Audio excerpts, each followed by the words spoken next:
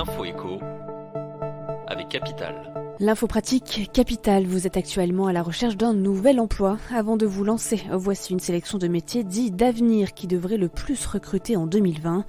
Dans cette liste dressée par LinkedIn, on a bien sûr des métiers du secteur informatique comme community manager ou spécialiste en cybersécurité, mais également la profession d'agent immobilier.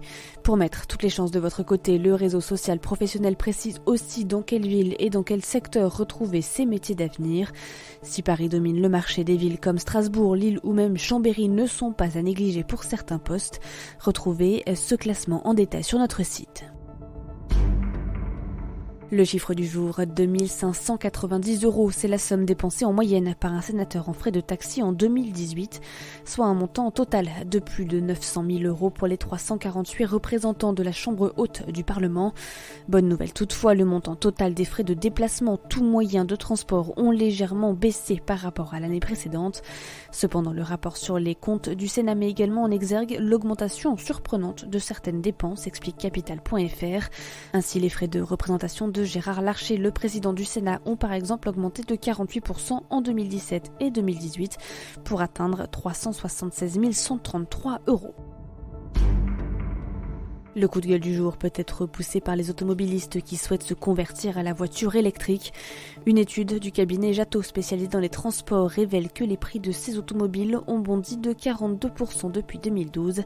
La Renault Zoé, par exemple, est passée d'un tarif de 22 500 € en 2012 à près de 27 000 € cette année. Si les performances de ces véhicules se sont améliorées, cette augmentation n'est pas négligeable pour le client. Une hausse qui s'explique notamment par l'offre des constructeurs qui proposent des modèles haut de gamme, mais peu d'entrée de gamme. Au final, acheter une voiture électrique reste actuellement à bien plus cher qu'une voiture thermique équivalente.